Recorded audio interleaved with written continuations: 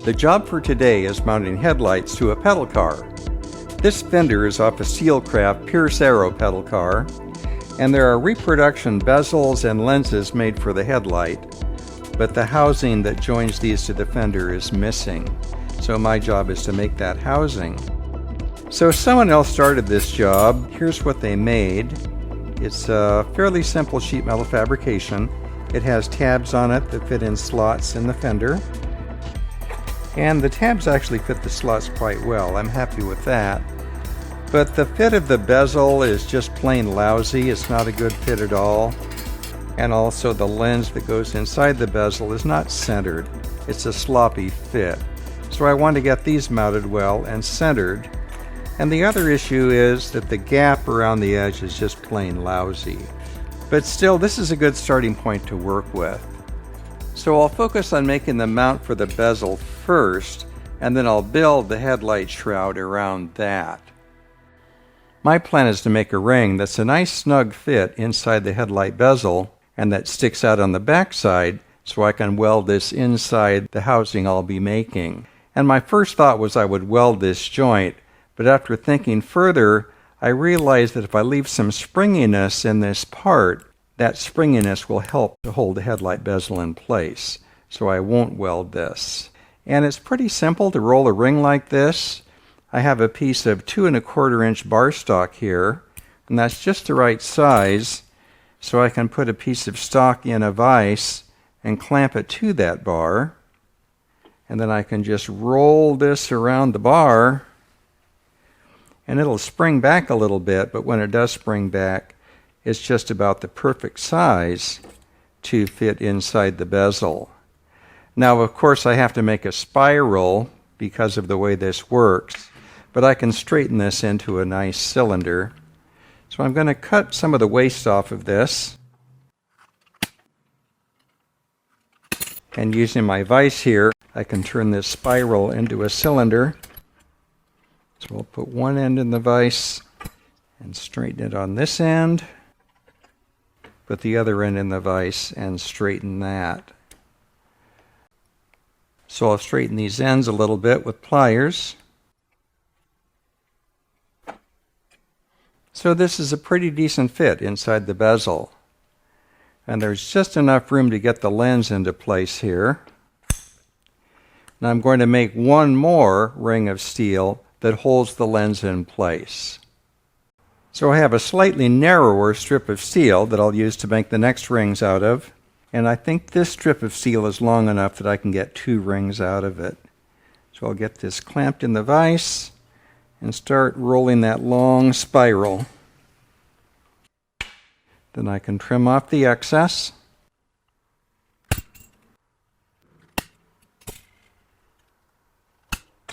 And I'll straighten the spirals.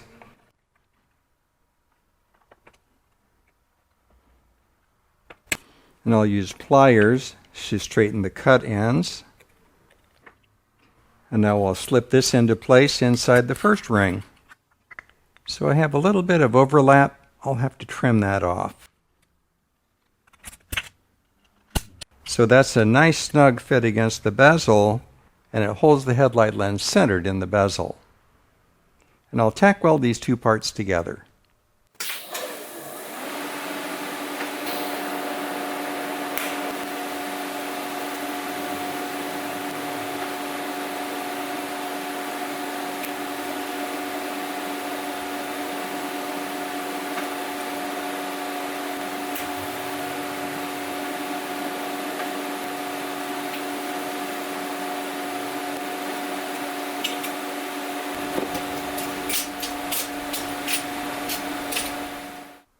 So this part came out great. There's a little shelf in here that supports the lens, and then the bezel is a nice snug fit over that. So I'm ready now to mount this assembly to the fender. Next, I want to make a pattern for the headlight mount. If you're starting from scratch, a good way to do that would be to temporarily mount the headlight in place and then use paper to make a pattern that has a nice close fit against the fender. I've started that, and it'll take a few revisions of this to get a nice fit, but you can see that we're on the way with that. But a better way to do this, since I already have a trial part, is to use this. Because it's more rigid, I can get to the final shape more quickly. So I'm going to take our temporary mount off. I'll put the old part in place. And the chief problem with this is that there's a huge gap all around the edges. But I can close that gap with tape and then use the taped up part to make a better pattern. So I'll just lay some tape into place here. I'll lay it down in such a way that it's a nice close fit against the fender. We'll do that on both sides. And then I can make an accurate pattern from this part. So I have a piece of paper clamped to one half of this headlight housing, and I'll use it to draw a line right against the tape I laid down. I'll draw a line at the front of this as well. I'll flip this around and do the other side.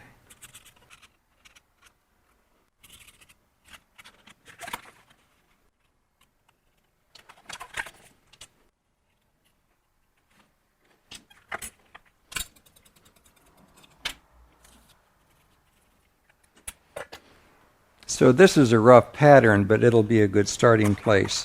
I'll actually cut the metal oversized to begin with. So this will be a good starting place.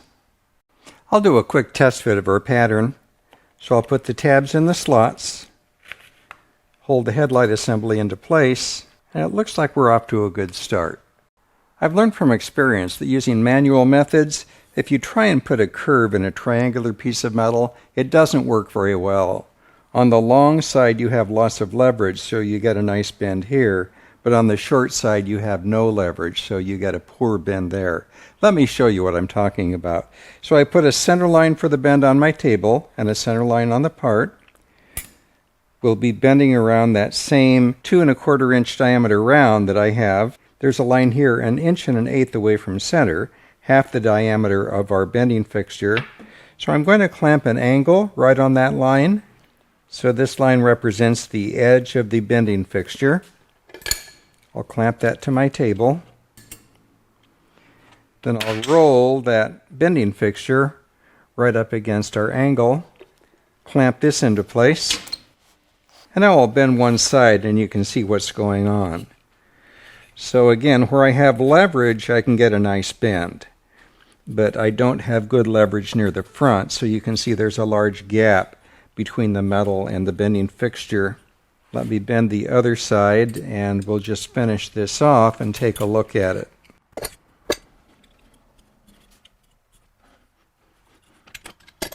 So we have a fairly decent bend toward the front, but a lousy bend toward the rear. So this just won't make a nice part. So I'm going to start over. And the way to do this is to cut rectangular pieces of metal first and put the bends in the rectangular pieces. Then after they're bent, we can lay the pattern over the formed part, mark the edges, and trim it after it's bent. I'll use the same bending setup with a rectangular piece of metal. So I've got the center line aligned. I'll put my angle on the line that's 1 1/8 from the center line, clamp that into place, put our bending fixture into place, and now I can make a 90-degree bend. And that bend is just as sharp on the front end as it is on the back end. So I'll move this angle now and bend the other side. So the bend is completed. And as you can see, it's perfectly formed on both ends. Just what we wanted. Now I can use my pattern to trace the cut line onto the bent part. And something I've done to ensure symmetry is I folded my pattern in half to make sure that both sides match and that I have an accurate center line. So I'll align the center line of my pattern with the center line on my part, clamp it in place. I'll clamp the sides into place. And now I can mark my pattern against the part for trimming.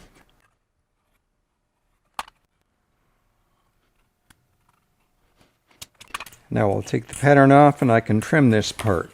I'll use aircraft snips for this.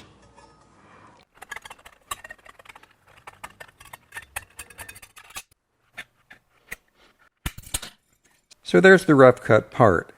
I'm going to hammer and dolly this cut edge to remove the waviness from the aircraft snips. Then we'll test fit this onto the fender. You can see that the headlight assembly is a nice fit inside this housing. And let's see how it fits against the fender. So I'll get those tabs inserted. And it's a decent fit, but I can see there's actually a gap down here, larger than I like. So what I'm going to do is to put a spacer on the back of this, so the gap here and the gap here is equal. Then I'll take a felt tip marker and mark a line right against the surface of the fender. And I'll do that on this side as well. And then I'll trim on that line, and we should start improving the fit in that way.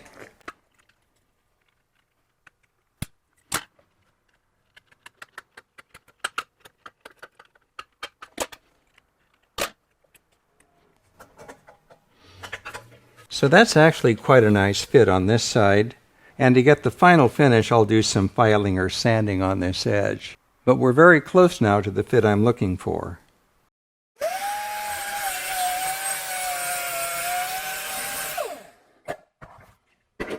So I've ground these edges until they're a very nice fit against the fender. Let me pop this into place and I can show you. So I'm very pleased with that fit. So you can see that the front of this is held into place with tabs that get folded over. The back has slots for tabs in the fender, but the problem I see with those is that this headlight pod is much wider than where the slots are. And I tried making a piece that narrowed toward the back just to see how that could work, and I just don't like the look of this as well. It certainly could work, but this narrow rear part I don't think looks as good as the broad rear part. So we're going to go with this style, and that means we need a strategy for holding the back of this into place. And the idea I've come up with is to use a single screw in the back. So I've made a pilot hole through the headlight housing. I have a piece of 1/4-inch round stock here. I put an 832 thread in the end of. And my goal is to weld a short piece of this into the headlight housing. And when I weld it in, it's important that it be perpendicular to the fender rather than perpendicular to the housing. And you'll see why, because we want the screw to have a straight pull on this. So I'm going to drill a pilot hole through the headlight housing into the fender, and I'll be maintaining an angle that's perpendicular to the fender at that point.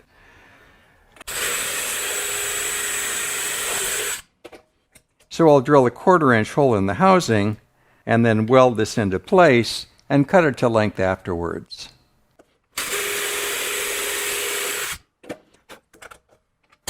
So that's a nice fit now. I have the headlight housing clamped down snugly, and I'm ready to put some tack welds on the mount.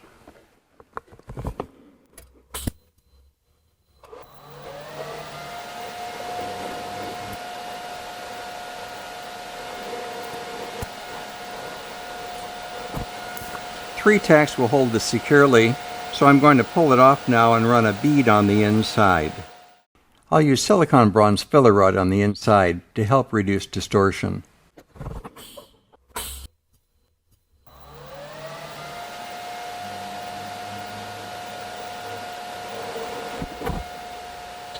I'll flip this around and weld the front side.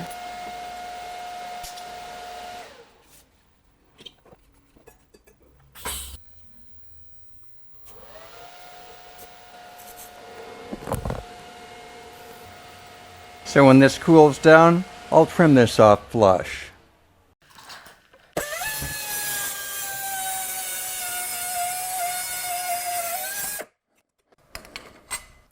And I'll sand this smooth.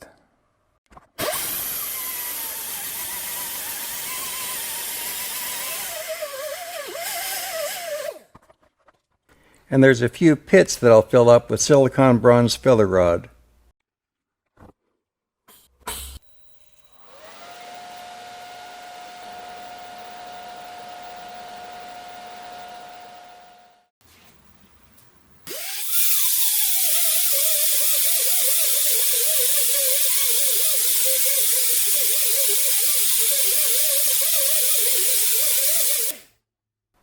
I got a very nice fit on this. So the next step is I want to make the piece that goes below the headlight. So I have a piece of metal cut slightly oversized. I'm going to get that taped into place. And then using a felt tip marker, I'm going to make a mark on this that follows the contour of the fender. And I'll trim that with snips.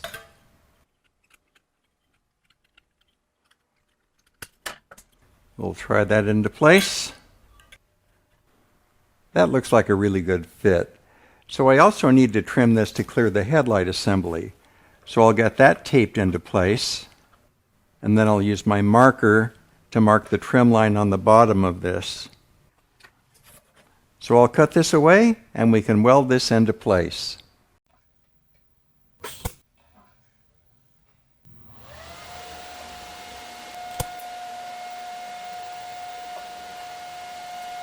It looks great, so I'll pull this off the fender, finish weld it, and sand it smooth.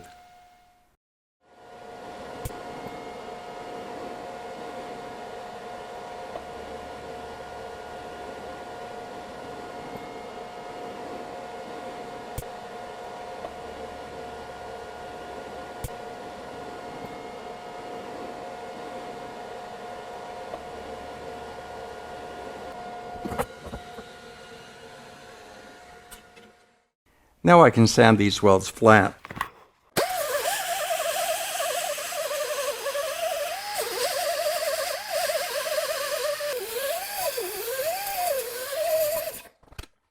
I think that looks great. Now it's time to weld that retainer ring for the headlight into place. So I actually have the ring for this headlight clamped into place, and I carefully check this. I want to make sure the lens fits well. I want to make sure that the retainer ring has a nice slip fit over that. So everything's looking really good, and I am ready to tack weld it together. And I have to remove these things to do the welding. This lens is plastic, and the heat of tack welding would melt the lens. So let's get set up to tack weld these together. And the goal is to put only 3 tack welds on this, one here, here, and here, so that ring has some flexibility, so it can hold the headlight bezel into place.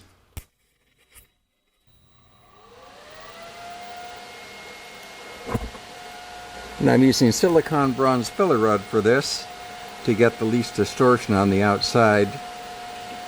I'll wait a moment for this to cool down and check the fit again before I proceed with the tack welding.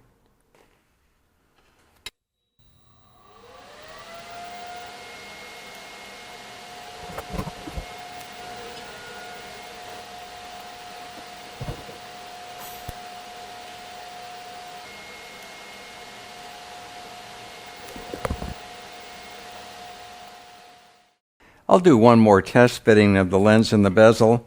So we'll get the lens into place, slip the bezel over that, and it's a nice snug fit. So I'm very happy with that. So now I'll put the finishing touches on this. I want to cut this tab to the right length and round the edge.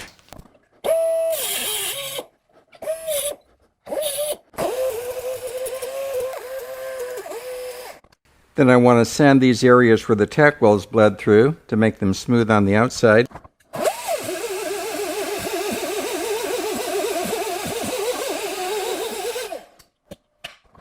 Then I'll go over the whole surface with 120 grit on a disc sander. And the final finish will be 180 grit on an orbital sander.